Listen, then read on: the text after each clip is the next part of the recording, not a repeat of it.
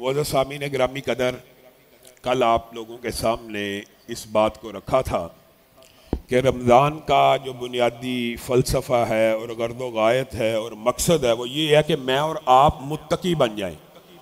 मेरे और आपके दिल के अंदर अल्लाह रब्बुल इज़्ज़त का खौफ पैदा हो जाए। और खौफ खुदा बज़ाते खुद इतनी बड़ी नेकी है और इतनी बड़ी इबादत है कि अल्लाह रब्बुल इज़्ज़त के खौफ को इख्तियार करने की वजह से ना सिर्फ मौजूदा मुश्किलात दूर होती हैं, मुश्किलात से इंसान निकलता है, बल्कि मुसीबतों में पूरा फंस जाने के बाद भी अल्लाह ही का खौफ वाहिद ऐसी नेकी है जो सबसे तेज तर असर करते हुए इंसान को मुश्किलात से निजात देती है।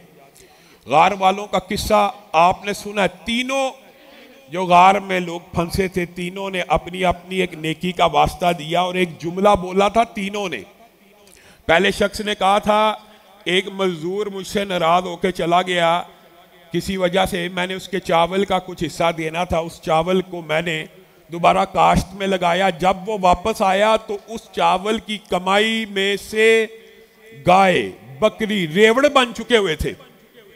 और जब उसने मुझसे अपनी उजरत का तकाजा किया और वापस मांगने की कोशिश की तो मैंने जब उसको कहा तेरी उजरत जितनी थी उसको मैंने कारोबार में इन्वेस्ट किया था, ये सारे का सारा माल तेरा, तो उसने एक भी चीज नहीं थी छोड़ी। और मैंने अल्लाह तेरे खौफ की वजह से किसी चीज का मुतालबा भी नहीं था किया। अगर तू समझता है कि ये खौफ खुदा और ये नेकी मैंने सिर्फ तेरे डर की वजह से किया, पत्थर पीछे कर दे। देखिए दुनिया के अंदर वैसे तो नेकियों का जो बदला आखिरत में मिलना है, लेकिन कई मर्तबा इंसान ने अपनी किसी नेकी को टेस्ट करना हो तो उस नेकी का वास्ता अल्लाह को डालकर इंसान चेक कर सकता है। अल्लाह, अगर तू जानता है कि ये नेकी मैंने खालस तेरी रजा के लिए की है, तेरे खौफ की वजह से की है, मेरा ये काम कर दे। उस बंदे ने कहा, पत्थर पीछे हट गया। दूसरा शख्स कहने लगा है अल्लाह, मैं अपने माँ बाप को घर आके दूध पिलाता था, सबसे पहले एक दिन आया हूं तो माँ बाप सो चुके हैं और बीवी बच्चे भूख से बिलक रहे हैं, मेरे ज़मीर ने गवारा ना किया पहले उन्हें पिलाऊं, हत्ता कि मैं उनके सराहने खड़ा रहा, फजर हो गई।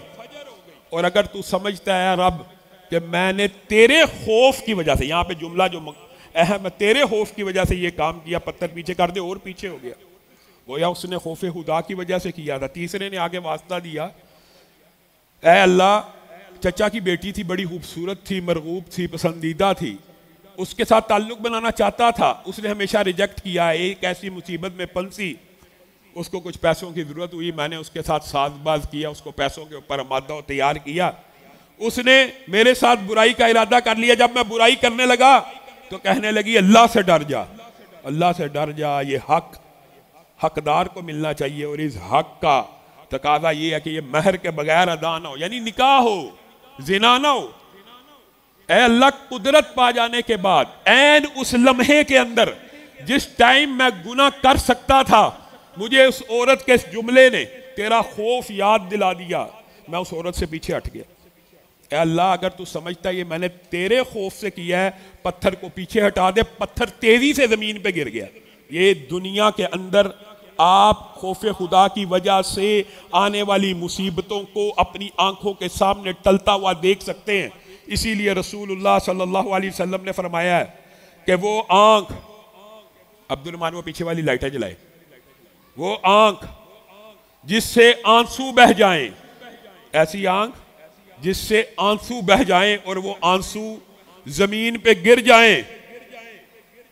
और आंख से बहने वाले आंसू के बारे में मुतअद्दिद हदीस है, मुतअद्दिद 10 से ज्यादा हदीस है, 10 से ज्यादा। अगर वो आंसू जमीन पे गिर जाएं, अगर वो वापस आंख में ना चले जाए, मफहूम ये है, तो अल्लाह रब्बुल इज़्ज़त इस आंख के ऊपर जहन्नुम की आग को हराम कर देते। जमीन पे गिर जाने वाली आंसू किस वजह से? खौफ खुदा की वजह से। और यही बुखारी शरीफ की हदीस है, जिसने तन्हाई में अल्लाह को याद किया और उसकी दोनों आंखें बह पड़ी। यहाँ पे जमीन पे गिरने का लफ्ज मौजूद नहीं है, बह पड़ी, चेहरे तक आंसू आ गए। कल क़यामत के दिन, जिस दिन कोई साया नहीं होगा, अल्लाह अर्श अजीम का साया, खौफ खुदा से कप कपाने वाले जिस्म और उस खौफ की वजह से निकलने वाले आंसुओं की वजह से अल्लाह अर्श अजीम का साया देंगे।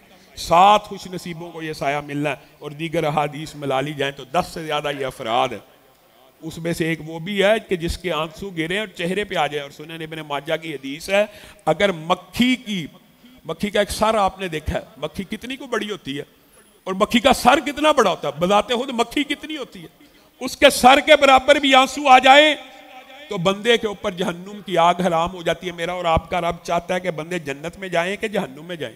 अल्लाह की कसम, रसूलुल्लाह सल्लल्लाहु अलैहि वसल्लम ने इसीलिए फरमाया था, जिसने रात की इब्तदा जन्नत की मंजिल को पाने के लिए कर दी, वो मेहनत और तैयारी की इब्तदा, यानी ये इशा के फिलफोर बाद मेहनत की इब्तदा कर लेता है। जो जन्नत में जाने का ख्वाहिशमंद होता है उसकी मेहनत रात के शुरू हिस्से में शुरू हो जाती है। और रसूलुल्लाह ने फरमाया, जिसकी मेहनत, मुराद इससे यही है कि जो बंदा बाजमात नमाज इशा मस्जिद में पढ़ ले, गोया उसने रात की इब्तदा मेहनत से की, अल्लाह को राज़ी करने के लिए की, अल्लाह के ज़िम्मे में आ गया, आधी रात का क़याम पा लिया। और जिसने इशा की नमाज बाजमात पढ़ ली, अल्लाह के साथ एक अहदो पैमान है कि इब्तदा, रात की इब्तदा मेहनत से हो रही है। किसकी? अल्लाह की मेहनत से। तो अल्लाह रब्बुल इज़्ज़त उसके लिए जन्नत आसान फरमा देते हैं, जन्नत ही आसान फरमा देते हैं। रात की इब्तदा, रमज़ान की रातें, आप इसकी इब्तदा अल्लाह के फजल करम से ना सिर्फ इशा से करते हैं बल्कि तहज्जुद की नमाज बाजमात अदा करते हैं, ये जन्नत की मंजिलें आसान हो जाती हैं। और खौफे खुदा, ये एक तवील मौजू इंशाअल्लाह तफसील से इन दुरूस में आपके सामने रखेंगे कि खौफे खुदा किस तरह इंसान के दिल में आता है। 3 बातें, उनमें से एक बात आप जानते आम है, खौफे खुदा पैदा करने के लिए सबसे बड़ी नसीहत क्या है? मौत, याद मौत। मौत को याद करने से इंसान के दिल में खौफे खुदा आता है। और दूसरी जो सबसे अहम बात है, खौफे खुदा कैसे पैदा होगा? जहन्नुम के खौफ की वजह। लोग कहते हैं, बाद सूफी तो बाद इस किस्म के लोग, और भाई जहन्नुम से मत डराया करो, जहन्नुम का जिक्र मत किया करो, जहन्नुम के खौफ की वजह से क्या इबादत करनी। खौफे खुदा पैदा करने के लिए जिस तरह मौत का तज़किरा जरूरी है, कुरान पाक कई पारों पे मुश्तमिल आयात है जहन्नुम के बारे में, जहन्नमियों के मुकालमे के बारे में। अगर मोहलत मिली तो ये भी आपके सामने रखेंगे। और तीसरी अहम बात वो ये है, तर्क दुनिया और दुनिया से मोहब्बत का कम होना। ये 3 बातें बड़ी हैं, बाकी बुनियादी बातें भी है। ये 3 बातें अगर आप चाहते हैं आपके दिल में खौफे खुदा हो, इनसे मुताल्लिक किताबें पढ़ें, इनसे मुताल्लिक उलमा के दुरूस सुने, तो आपके दिल में अल्लाह का खौफ खुद ब खुद पैदा होना शुरू हो जाएगा। और ये होगा, अल्लाह हमारे दिलों में खौफ पैदा करे। खौफे खुदा से सिर्फ कपकपाने वाले जिस्म के, सिर्फ कपकपाने वाले जिस्म के बारे में रवायात मौजूद हैं। जिस तरह सूखे दरख्त से पत्ते झड़ जाते हैं, जो बंदा एक झुरझुरी सी इंसान को आती है, कई मरतबा अल्लाह को याद करते करते इंसान खौफ में मुब्तला होना, इंसान के जिस्म पे एक झुरझुरी सी आंसू, अगली कैफियत होती है, आंसू से पहले भी कई मरतबा एक झुरझुरी सी आती है। तो रसूलुल्लाह सल्लल्लाहु अलैहि वसल्लम ने फरमाया, उस झुरझुरी से गुनाह ऐसे गिर जाते हैं जैसे सूखे दरख्त से पत्ते गिर जाते हैं। अल्लाह हम सबको वो खौफ नसीब करे। खौफ होना कैसा चाहिए, इस हवाले से मुतअद्दिद अहादीस भी आपके सामने रखेंगे, लेकिन मेरे जहन में वही मुबारक माली का वाक़या आ गया और आपने इन वाक़यात के ऊपर गौर करना है, गौर व फिक्र करना है।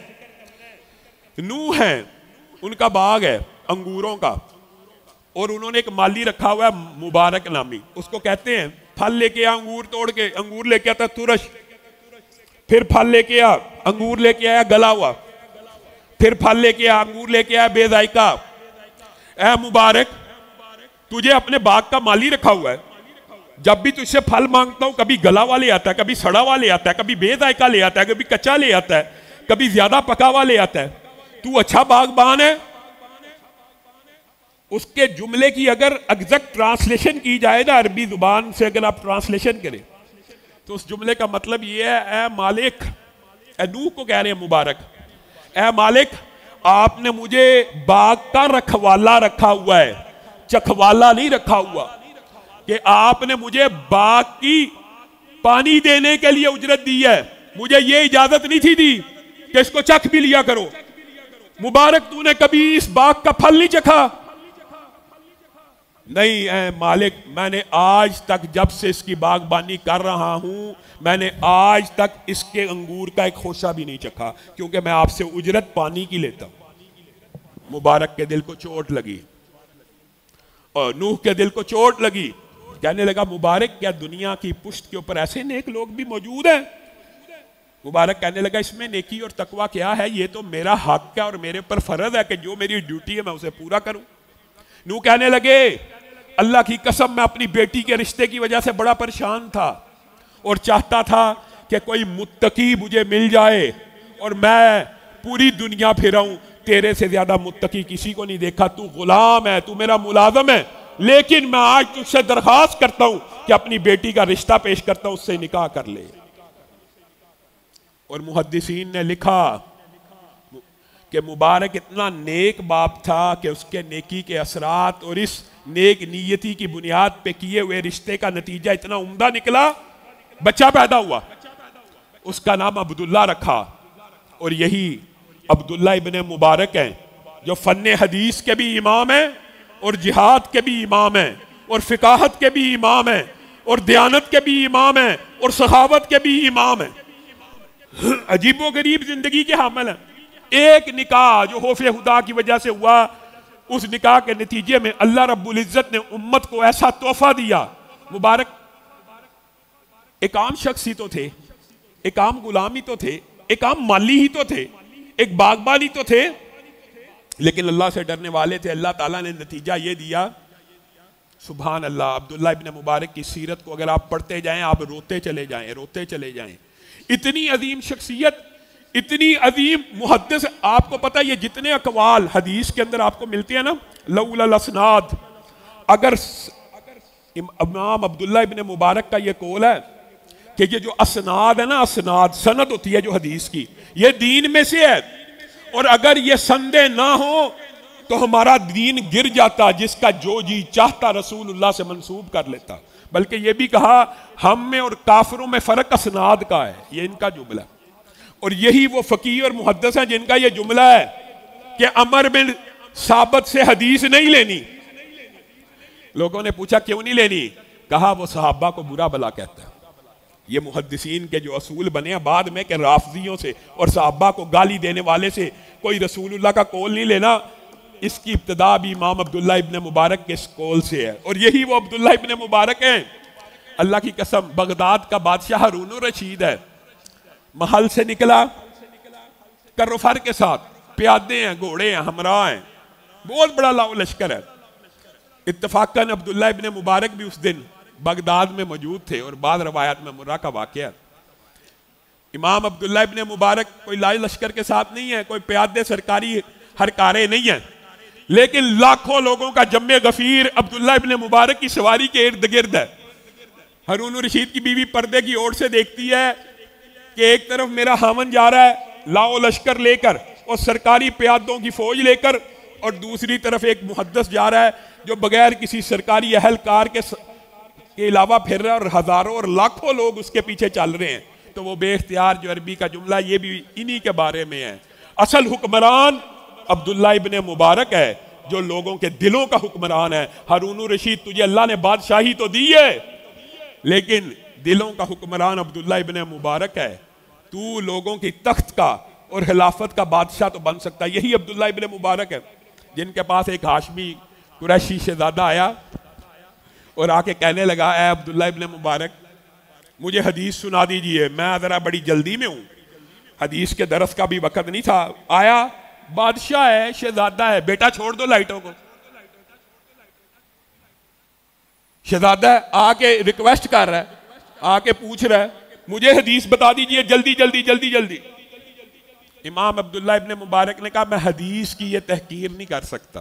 बादशाह वक़्त, इलाके का मजिस्ट्रेट अथॉरिटी वाला, जब वो शहजादे को पता लगा कि ये अब्दुल्ला इब्ने मुबारक से तो मैं बगैर दरस के टाइम के नहीं सुन सकता, उठा तो इमाम अब्दुल्ला इब्ने मुबारक फौरन उसके पीछे उठे, उसके घोड़े की महार पकड़ ली अदब से, एहतराम से कि हाकिम है। वो शहजादा कहने लगा ये क्या करते हैं, हदीस रसूल का तकादा किया वो तो ना सुनाई, और अब घोड़े की मुहार भी पकड़ रहे हैं और पाँव में नालैन भी डाल रहे हैं, ये क्या दोनों बातों में फर्क है? कहा तेरे लिए ये इतने अजीम मुहद्दिस थे, अपने बदन को तो हकीर कर सकता हूं, अपने जिस्म को तो हकीर कर सकता हूं, लेकिन तेरे लिए रसूलुल्लाह की हदीस को हकीर नहीं कर सकता। और सिर्फ मुहद्दिस नहीं थे, कुर्बान जाए मुजाहिद भी थे, और जिहाद का वक़्त आया, बादशाह वक़्त को जिहाद के सिपाहियों की ज़रूरत पड़ी, तो इन्होंने एक लेटर फुदैल बिन अयास को मक्का में लिखा था। ये अरबी की सबसे मशहूर नज़म है, वो भी इन्हीं की है। या आबिदल हरमैनी लौ अबसरतना लक़द अलिमता इन्नका फिल इबादति तलअबू। ए हरमैन के इबादत गुजारो, ए मक्का और मदीना के जाहिदो, ए मक्का मदीना और हरमैन में सजदे करने वालों, या आबिदल हरमैनी लौ अबसरतना, अगर तुम हमें देखो जिहाद फी सबीलिल्लाह करते हुए, ये मुहद्दिस है कह रहा है, अगर तुम हमें देखो जिहाद फी सबीलिल्लाह करते हुए तो तुम्हें पता चले ये जो इबादतें करने के लिए हरमान में बैठे हुए, ये खेल कूद के अलावा कुछ भी नहीं है। मैं और आप, हमसे अल्लाह ताला ने 5 वक्त की नमाज का तकादा किया, हमें यही बहुत बड़ा जिहाद लगता है और यही बहुत बड़ी बात लगती है। और इमाम अब्दुल्ला इब्ने मुबारक कहते हैं, ये जो नमाजें तुम हरमैन में पढ़ते हो और जाहद और सूफी, और इस वक्त जिस वक्त जिहाद फी सबीलिल्लाह की जरूरत है वहां मस्जिद और खानकाहों को नहीं छोड़ रहे, तुम्हें क्या पता तुम्हारी इबादतें अगर तुम गौर करो तो जिहाद फी सबीलिल्लाह के सामने खेल और कूद और तमाशा है। तुम अपनी आंसुओं को गिराते हो, अपनी आंखों से अपने चेहरों को तर करते हो अपने आंखों के पानी से, और हम मुजाहिद फी सबीलिल्लाह अपनी गर्दन के खूनों से अपनी दाढ़ियों को तर करते हैं। तुम क्या हो? तुम्हारे घोड़े वहां पे नादो नाम में पलते हैं और हमारे घोड़े की एड़ियों से आग निकलती है, और तुम अगरबत्तियों और खुशबुओं और मुअत्तर चीजों को अपने जिस्मों पे लगाते हो, और तुम्हें क्या पता हमारा अतर गर्दो गुबार है कि रसूलुल्लाह सल्लल्लाहु अलैहि वसल्लम ने फरमाया था, जिस जिस्म के ऊपर जिहाद फी सबीलिल्लाह का गर्दो गुबार लग जाए उसको जहन्नुम की आग से महफूज कर दिया जाता है। और तुम वहां पे अपने आप को बैठ के जिंदा रखने की ख्वाहिश रखते हो। हकीकत में उठाओ कुरान और पढ़ो, शहीद फी सबीलिल्लाह जिंदा है। ये पूरा हत लिखा, इमाम फुदैल रोना शुरू हो गए और कहा, हाँ जिस वक़्त हदीस की ज़रूरत थी उस वक़्त हदीस का इमाम था, जिस वक़्त जिहाद की ज़रूरत पड़ी उस वक़्त जिहाद का इमाम बन गया। और जब पहली जंग हुई, ये इमाम अब्दुल्ला इब्ने मुबारक की सीरत को अल्लाह के लिए पढ़ा कीजिए कि हर फील्ड का इमाम। जिहाद फी सबीलिल्लाह में अव्वल अरबों में ये होता था कि मुकाबला 1 to 1 होता था। रूमी निकला, उसने दावत दी, मुजाहिद निकला, शहीद हो गया। दूसरा निकला, 6 मुजाहिद लगातार शहीद हो गए। अब जो सिपा सलार होता है, जो बड़ा लश्कर का जनरल होता है, वो ज़ाहिर अपने सिपाहियों के ऊपर भरोसा करता है। उसने पुकारा, है कोई अब मेरे से मुकाबला करने वाला? इमाम अब्दुल्ला इब्ने मुबारक ने अपने साथियों को कहा, वक्त आ चुका है कि इसके साथ अब मैं लड़ूं। लोगों ने कहा, अगर आप ही शिकस्त खा गए तो हौसले तो पस्त हो जाएंगे। कहा, हरगिज नहीं। अल्लाह से दुआ की, अल्लाह मुझे इसके ऊपर गालिब कर देना। गए, एक बार में उसका सर उसके तन से जुदा किया, ललकारा। 6 मुजाहिद शहीद हुए थे, 6 मरतबा ललकार मारी, 6 काफिरों को जहन्नुम वासिल किया। मुसलमानों ने खुशी से नारे लगाना शुरू किए। और मुस्तजाबुद्दावात कितने थे। एक अंधा आ गया, सच्चे सही सनद के साथ जो वाकयात है वो बयान कर रहा हूं। इनकी जात और शख्सियत के साथ सूफिया ने बड़े मनगढ़ंत किस्से भी मंसूब किए हुए। एक नबीना इनके पास आया और कहने लगा, नबीना मादरदाद अंधा, आप जो दुआ करते हैं अल्लाह आपकी दुआ सुन लेता है। आप मेरे सामने बैठ के अल्लाह से दुआ कीजिए, अल्लाह मेरी बिनाई लुटा दे। इमाम अब्दुल्ला बिन मुबारक ने कोशिश की, मैं आपके लिए दुआ करूंगा, नहीं, आप मेरे सामने दुआ कीजिए। इमाम अब्दुल्ला बिन मुबारक उसी वक्त सजदे में पड़ गए और रो रो के अल्लाह से दुआ करने लगे, अल्लाह इस बंदे का तेरे बारे में गुमान ये है कि तू मादरजाद अंधों की बिनाई लुटा देता। मैं अब्दुल्ला बिन मुबारक तेरे सामने ये सिफारिश करता हूं, ऐ अल्लाह इस बंदे का गुमान पूरा कर दे। उसी वक्त बिनाई वापस आ गई। ऐसा मुस्तजाबुद्दावात और ऐसा तबीब और हकीम। एक शख्स को 7 साल से कैंसर का फोड़ा था। ऐसा फोड़ा, उस वक्त उसको कैंसर तो लफ्ज नहीं था, नासूर कहा करते थे, जो हर वक्त रिश्ता ही रहता है, जिसका खून बंद ही नहीं होता। इमाम अब्दुल्ला बिन मुबारक के पास आके कहने लगा, इमाम साहब दुआ कर दीजिए, इसका कोई इलाज आपकी नज़र में है? कहा, हाँ है, इसका इलाज मेरी दुआ में नहीं, ऐसे हकीम और तबीब और ज़हीन है। क्या कहा इलाज है? कहा, जो ला इलाज मर्द हो उसका एक ही इलाज है, जा किसी ऐसे मकाम पे चला जा जहां पे लोगों को पानी की ख्वाहिश है, वहां पे कुआं खुदवा, वहां पे चश्मा खुदवा।